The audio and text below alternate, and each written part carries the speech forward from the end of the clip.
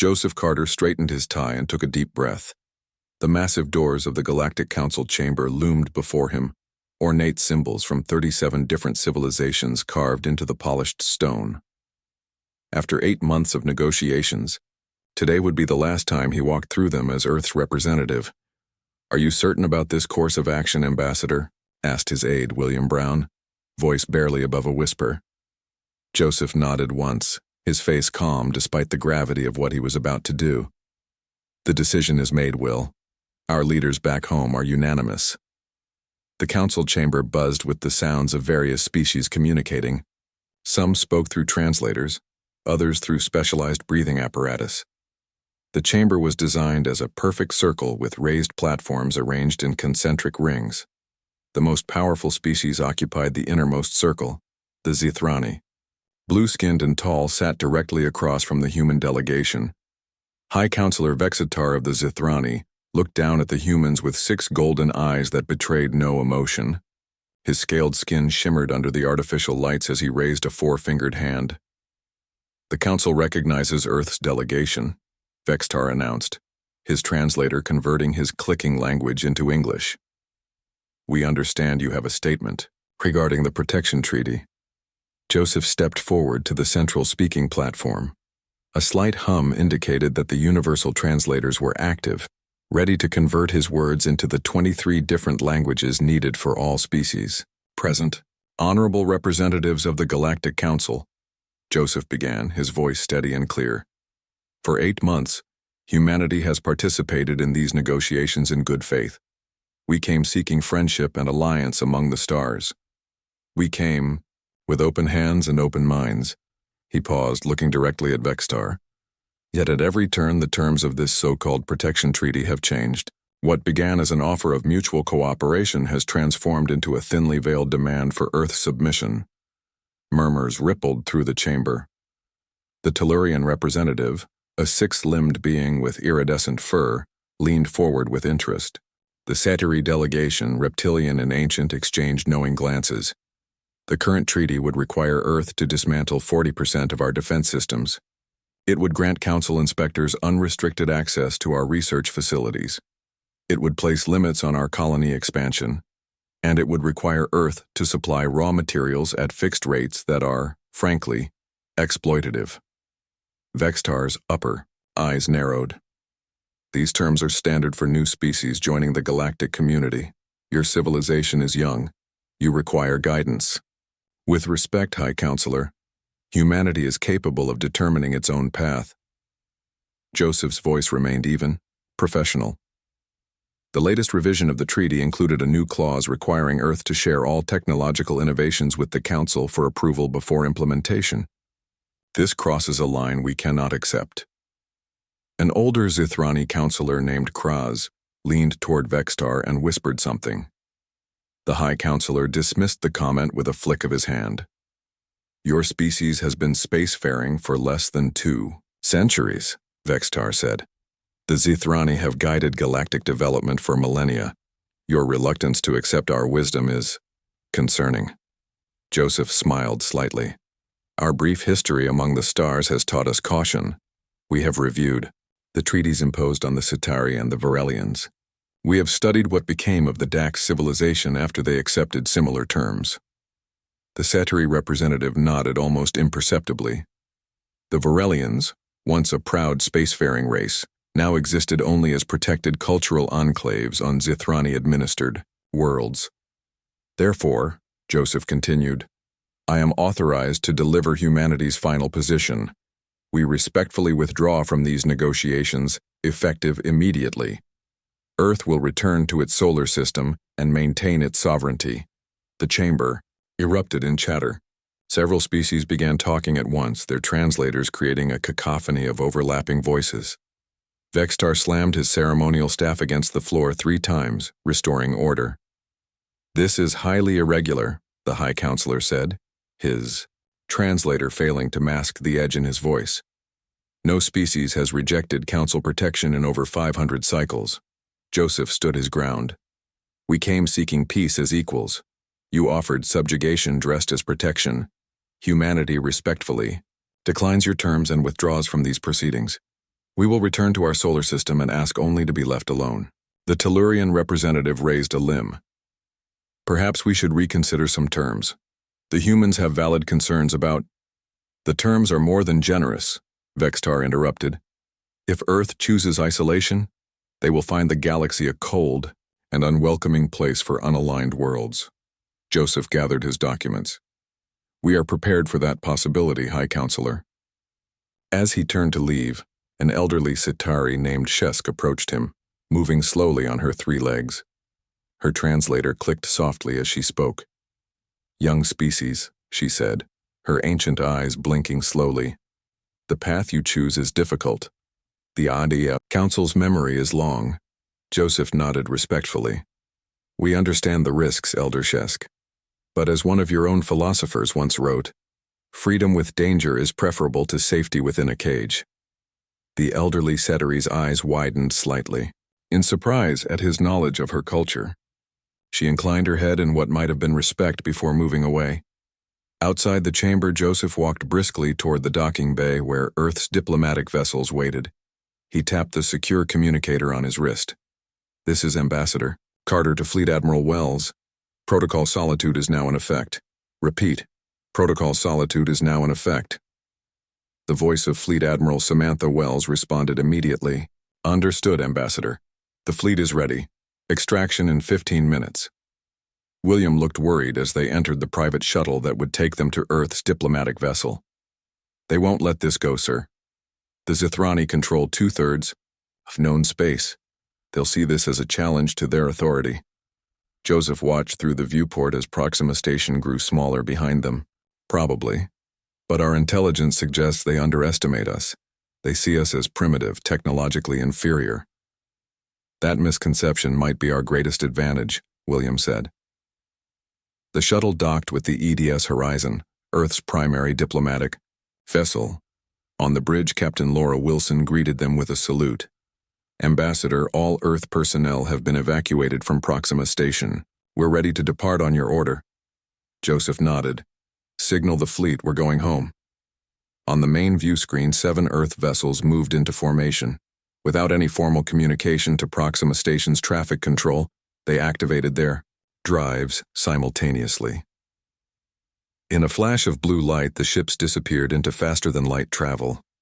In the council chamber, a junior Zithrani aide rushed to High Counselor Vextar's side.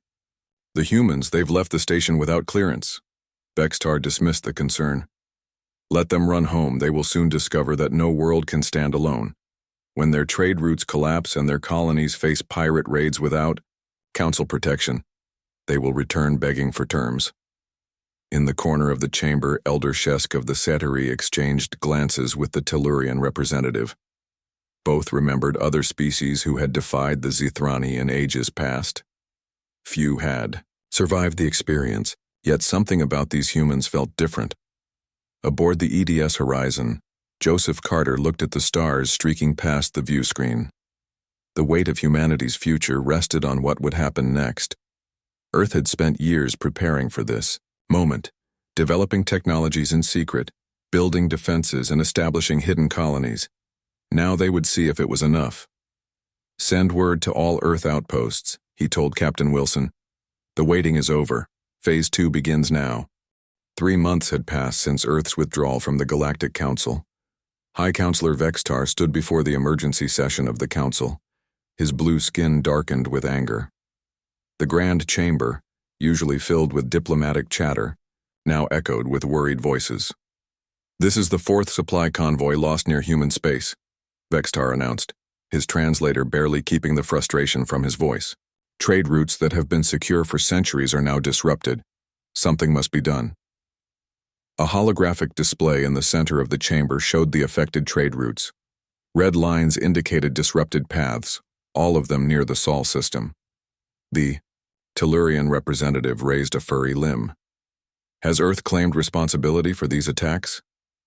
They deny all involvement, Vextar replied. Their ambassador sends the same message each time. Earth desires only to be left alone. Elder Shesk of the Zithrani moved her ancient body forward. Perhaps we should respect their wishes. The disruptions occur only when ships venture close to where Their territory. Vextar's 6 golden eyes narrowed. The Council cannot allow a primitive species to dictate where we may travel. The trade routes belong to all civilized worlds. In a private chamber after the session, Vextar met with his military advisors. Admiral Zix, a veteran of 3 galactic campaigns, stood with his hands clasped behind his back. The solution is simple, Zix said. A police action. We send a fleet to Earth, demonstrate our power, and force them to accept reasonable terms. Vextar nodded slowly. How many ships would you require? 200 should be sufficient, Zix replied with confidence.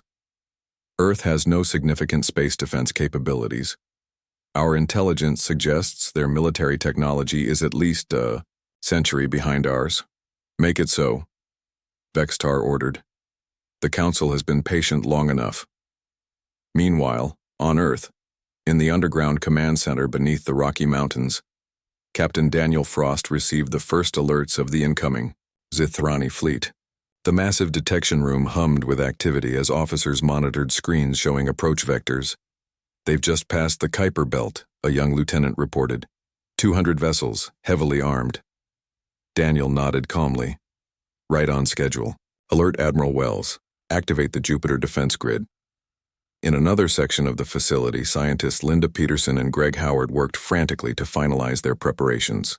The laboratory was filled with equipment that would have astounded the Galactic Council. Technology far beyond what Earth had ever revealed to the aliens. The void shield is at 98% capacity, Linda reported, checking the readings on her display. We need at least 99 for full coverage. Greg's fingers moved rapidly over the control panel. Rerouting power from the Mars relay stations. We'll have enough. Linda looked up from her work. Do you think this will start a war? Greg shook his head. No. If everything works as planned, it will prevent one. Admiral Samantha Wells entered the command center, her uniform crisp despite the tension. Officers stood at attention as she approached Daniel. Status report, Captain Frost. The Zithrani fleet will reach Jupiter's orbit in approximately 20 minutes, Admiral, Daniel replied. All systems are ready. Samantha nodded. And our message buoys? Positioned at the edge of the system. They'll broadcast our warning once. The trap is sprung. In deep space, Admiral Zix stood proudly on the bridge of the Zithrani flagship. The massive vessel led the fleet of 200 warships, each capable of destroying a small moon. The blue-skinned commander felt nothing but contempt for the primitive humans who had dared to challenge the Council's authority. Time to human homeworld? Zix asked. We will reach Earth orbit in 4 hours, Admiral, his navigator replied. Excellent. Broadcast the standard surrender terms when we enter their system. I expect they will capitulate quickly once they see our force. As the fleet approached Jupiter's orbit, a junior officer frowned at his console. Admiral, I'm detecting unusual energy readings from the planet. What kind of readings? Zix asked, mildly curious. Before the officer could answer, the ship's lights flickered. Warning alarms blared across the bridge. Main power systems failing, the officer shouted. Weapons offline, engines offline. Similar reports flooded in from every ship in the fleet.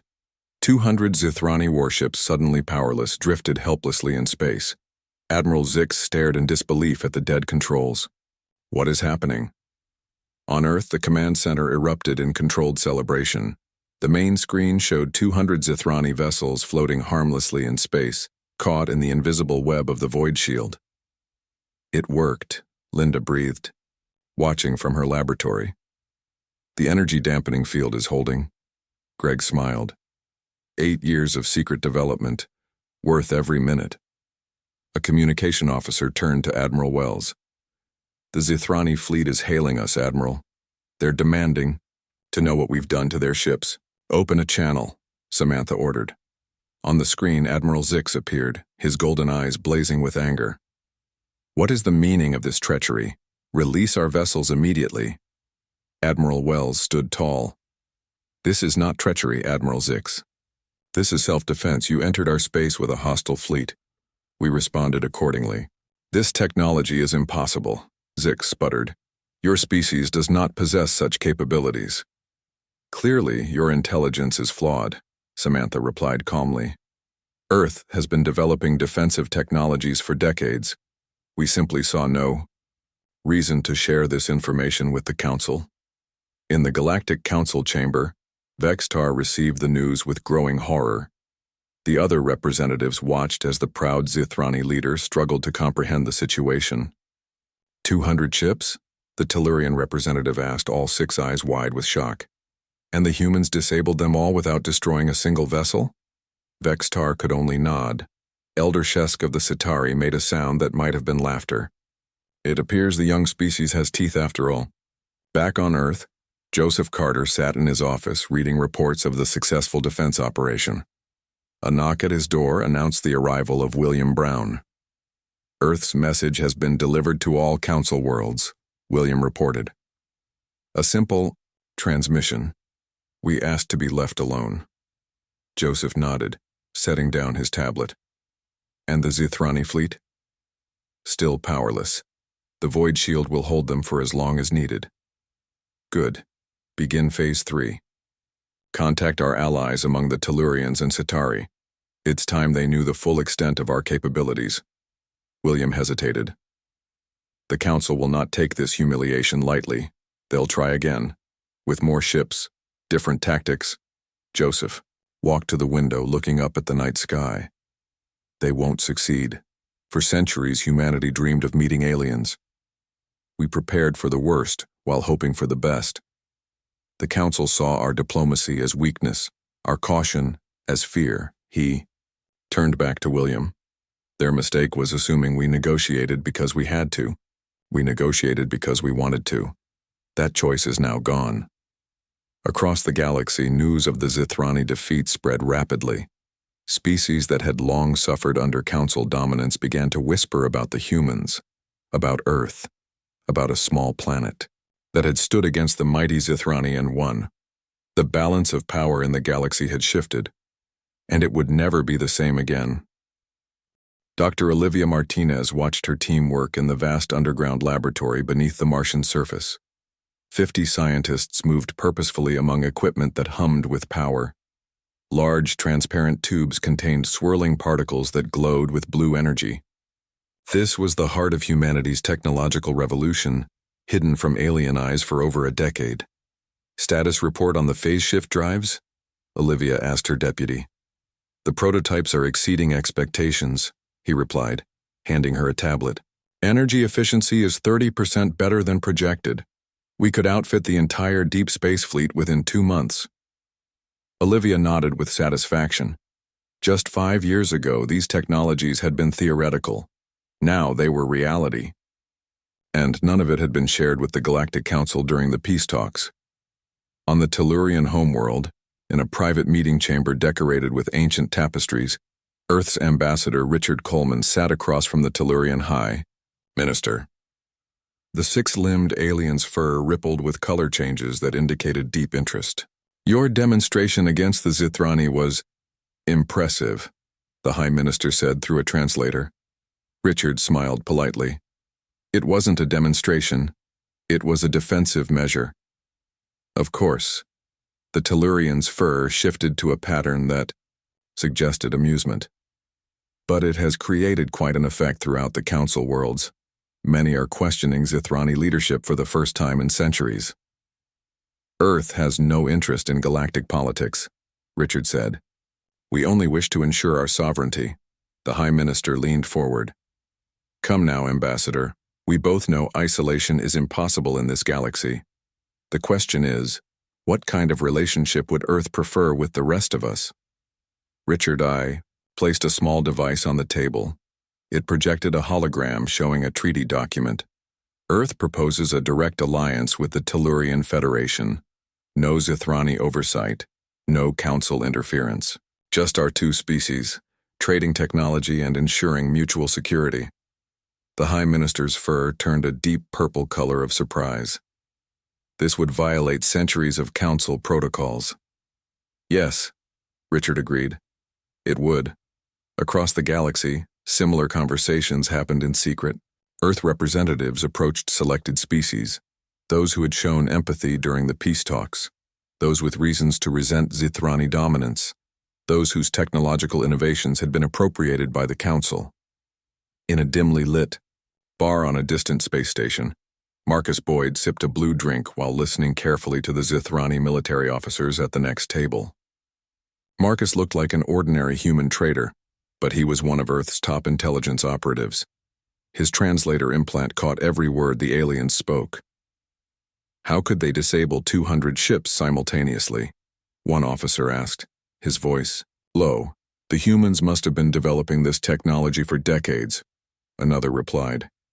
Right under our sensor nets. That's not the worst part, a third officer said, leaning in closer. High Command received a report yesterday. The humans have established colonies in the Tau Ceti system. Impossible. That's 30 light-years from Earth. Our surveys showed they barely had a presence on their own moon. Marcus kept his expression neutral as he made a mental note. Earth's secret colonization program had been discovered. It was only a matter of time before the Council learned about the others. On a Council administrative world, Elder Shesk of the Citari met with 3 younger members of her species.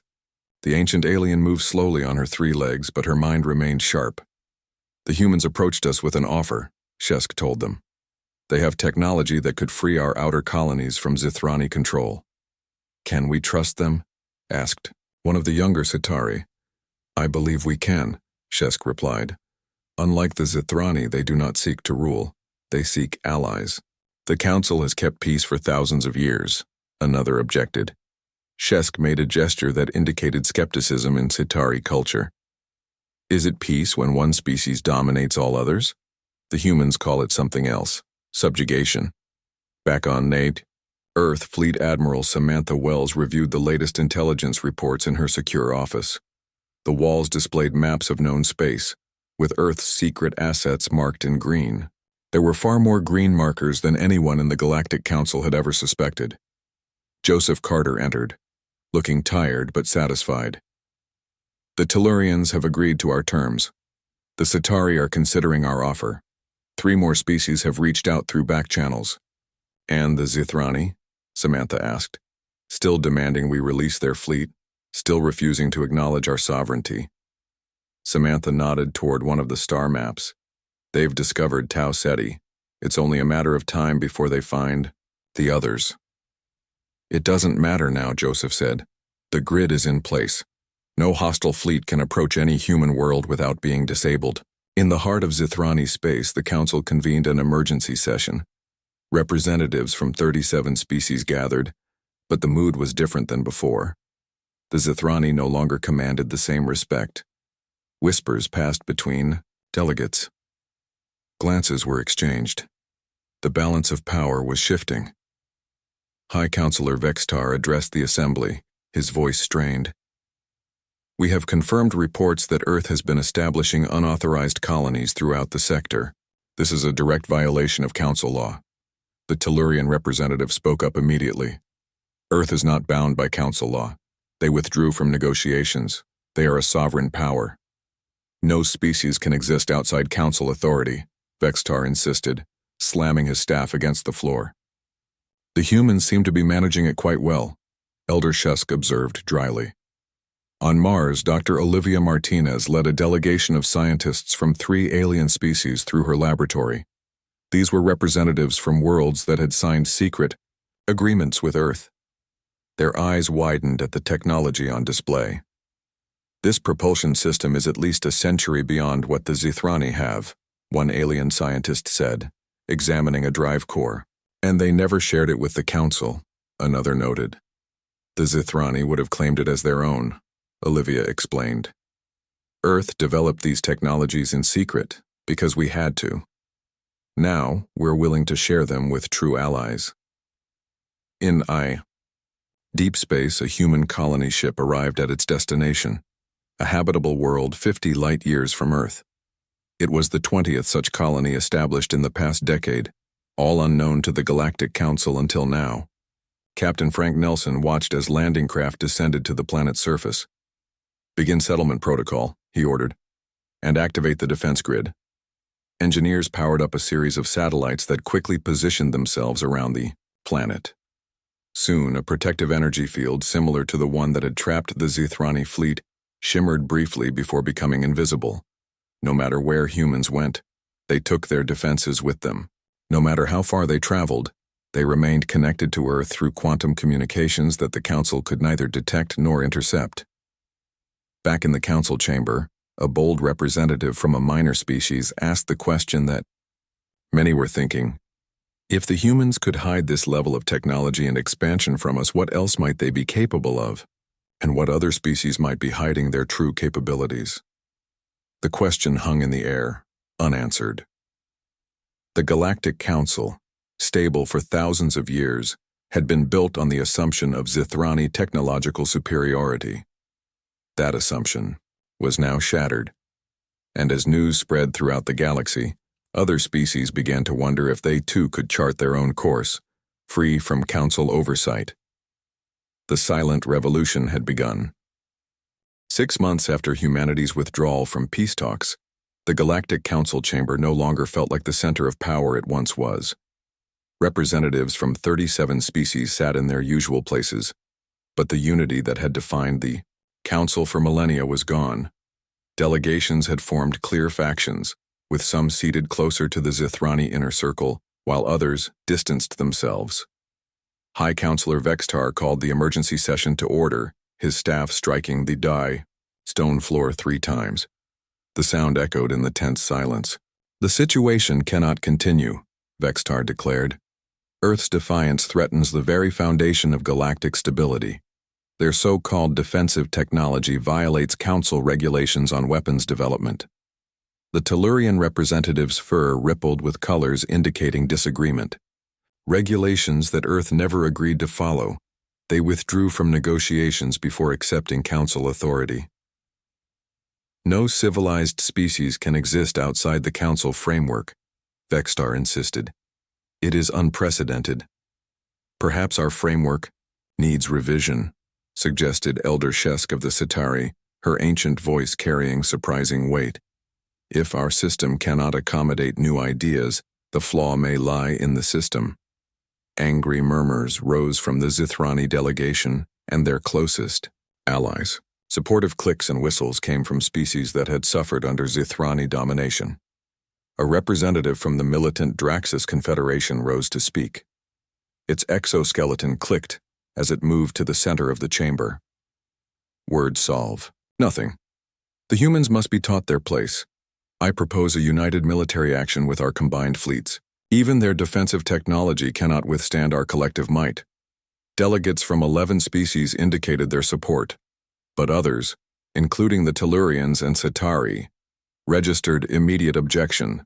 We will not participate in aggression against Earth, the Tellurian High Minister stated firmly.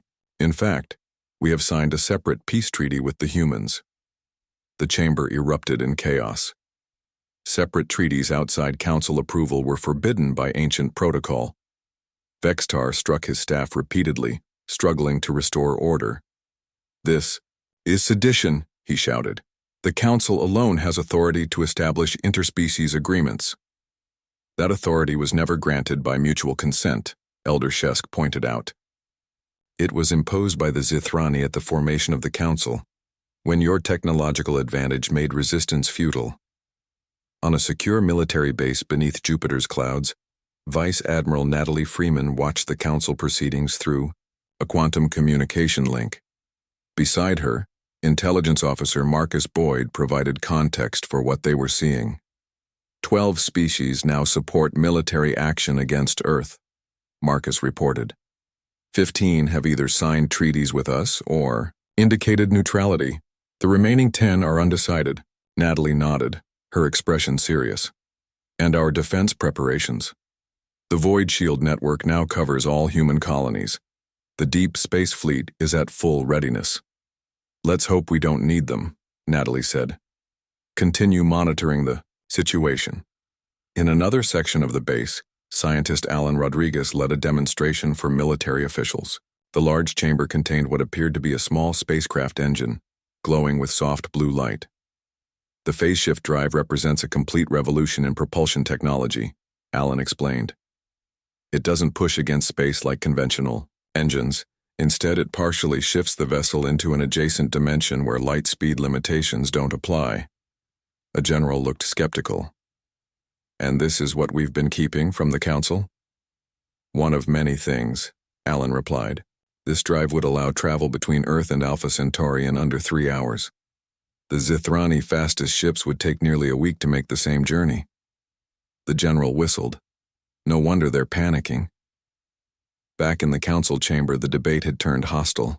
The Draxus representative was now openly threatening the Tellurians for their separate peace with Earth. Any species that aligns with the humans places themselves in opposition to council authority, the Draxus declared. There will be consequences. The Tellurian High Minister stood firm. We are not opposed to the council. We simply recognize Earth's right to self-determination, a right the council claims to uphold but seldom respects. Vextar's patience had reached its limit. Enough. I call for a formal vote. All species must declare their position. Will we unite to bring Earth under proper council oversight, or will we allow chaos to spread throughout the galaxy? Before the vote could begin, a Zithrani military officer burst into the chamber. He rushed to Vextar's side and whispered urgently in his ear. The High Counselor's golden eyes widened in shock. This session is temporarily suspended, Vextar announced, abruptly. The council will reconvene tomorrow. As the delegates filed out, confusion spread through whispered conversations. The Tellurian and Centauri representatives exchanged knowing glances. Something significant had happened. That evening, in a private meeting room away from the main council building, representatives from 15 species gathered secretly. Earth's ambassador, Richard Coleman, addressed the group. We thank you for your courage in standing with Earth during this difficult time, Richard said. Today's disruption in the council was caused by news of an attempted coup within the Zithrani leadership. 3 high-ranking military commanders tried to seize control from Vextar. Murmurs of surprise spread through the room. The coup failed, Richard continued, but it reveals the deep divisions within Zithrani society. Their grip on power is weakening. The Tellurian High Minister spoke up. What does Earth propose we do now? We believe the time has come to create a new framework for galactic cooperation, Richard replied. Not one based on dominance but on mutual respect and shared technology. He activated a holographic display showing technical specifications for advanced human innovations, propulsion, systems, energy technology, medical breakthroughs. Earth is prepared to share these advances with our allies, not as payment for protection, but as the foundation of true partnership. On Earth, Joseph Carter met with the Human Unity Council in the underground chamber, where humanity's leaders gathered in times of crisis. Representatives from every Earth nation sat around a circular table, listening to Joseph's report. The council is fracturing along predictable lines, Joseph explained. The Zithrani and their closest allies push for military action. Others, seeing our technological capabilities, seek alliance. The balance is shifting in our favor. And if the Zithrani attack despite everything? Asked the leader of the African coalition. They won't succeed, Joseph assured her. Our defensive capabilities are now fully deployed. Moreover, our intelligence suggests the Zithrani are facing internal problems. Their absolute authority, unchallenged for millennia, is crumbling. In his private quarters on Proxima Station, High Counselor Vextar reviewed security footage of the failed coup attempt. 3 of his most trusted commanders had turned against him, claiming his handling of the human situation threatened Zithrani dominance. The coup had been suppressed, but the damage was done. For the first time in recorded history, Zithrani unity had broken, and word was spreading through the council. If the mighty Zithrani could fracture, what did that mean for the council they had ruled for thousands of years? Vextar knew the answer, though he would never admit it publicly. The cosmic order was changing, and it had begun with a simple human declaration. We ask to be left alone. 1 year after Earth withdrew from peace talks, Joseph Carter adjusted his formal diplomatic uniform as he prepared to return to Proxima Station. This time, he would not arrive as a supplicant seeking the Council's approval. He would arrive as the architect of a new galactic order. "The transport is ready, Ambassador," said William, now his chief of staff. "Representatives from the 12 allied species are already aboard." Joseph nodded, taking a moment to reflect on the incredible journey of the past year. What had begun as a defensive withdrawal had transformed into something no one had anticipated, a fundamental reshaping of galactic politics. "Any word from the Zithrani?" Joseph asked. "They've agreed to the meeting," William replied. "They had little choice. With half the council now aligned with Earth, they can no longer dictate terms." The diplomatic vessel that carried Joseph and the Allied representatives to Proxima Station was far different from the humble ship that had departed a year earlier. This craft showcased humanity's true technological capabilities, sleek, powerful, and equipped with systems that the Zithrani had never imagined humans could develop. As they approached the station, Joseph received a message from Fleet Commander Sharon Hayes, who led the escort fleet. "Defensive systems are fully operational, Ambassador," Sharon reported, "but there's no sign of hostile intent from the station or the Zithrani vessels." "Thank you, Commander," Joseph replied. "Let's hope it stays that way." The Grand Council chamber had been rearranged for this historic meeting. Instead of concentric circles with the Zithrani at the center, the delegates now sat at a large circular table with no position of prominence. It was a small but significant symbol of the new reality. High Counselor Vextar entered with a smaller entourage than before. The proud Zithrani leader had visibly aged, his blue skin now paler, the scales around his eyes dulled. The failed coup attempt and subsequent internal conflicts had taken their toll. Joseph took his place at the table, flanked by the Tellurian High Minister and Elder Shesk of the Centauri. Representatives from 10 other species completed the alliance that now called itself the Solar Concordat. Opposite them sat Vextar and delegates from the remaining council loyalists. "This gathering is unprecedented," Vextar began, his voice lacking its former certainty. "For the first time in over 4,000 years, the Galactic Council meets as equals with an outside alliance." Joseph nodded respectfully. "The Solar Concordat appreciates this opportunity for dialogue. We come seeking not conflict, but a new understanding." The Tellurian High Minister activated a holographic display in the center of the table. It showed a proposed treaty document. "We offer a framework for peaceful coexistence," the Tellurian explained. "The Concordat will operate as a sovereign entity, independent of council oversight. We seek open trade, cultural exchange, and mutual defense with all peaceful species, including those who remain within the council structure."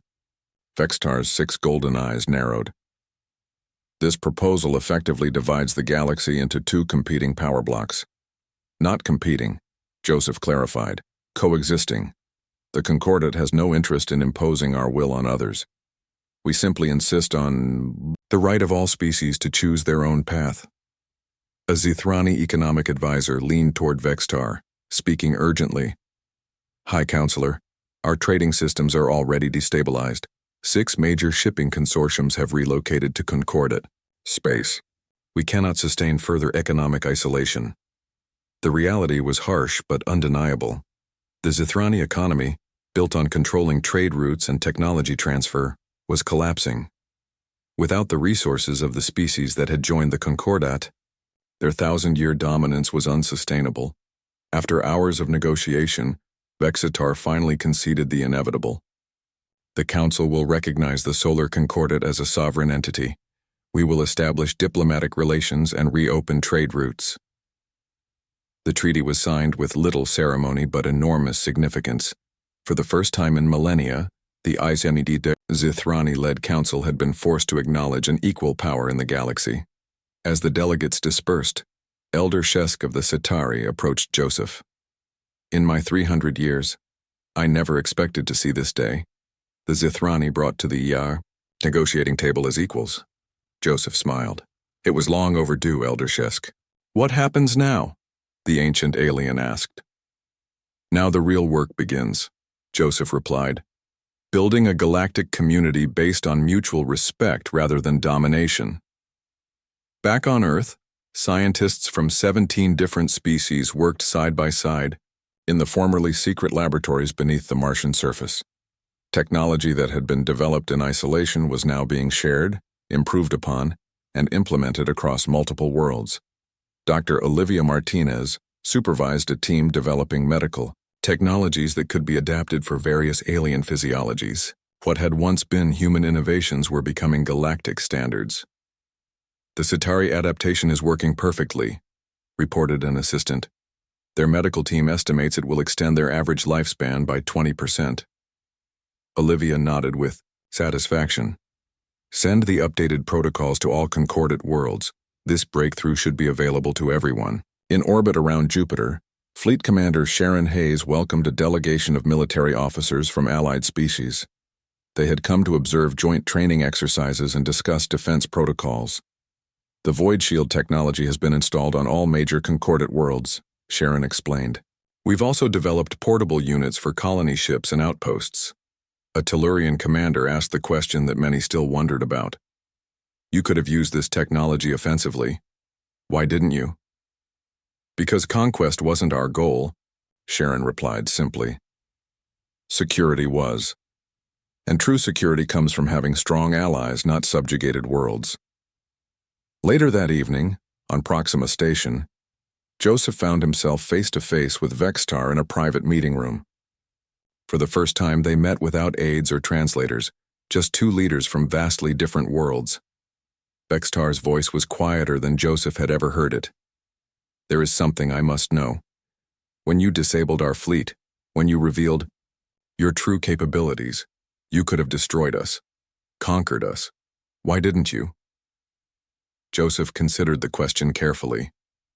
Because true strength isn't measured by conquest, but by the allies who stand with you by choice. We never wanted your submission, only your respect. Vextar was silent for a long moment.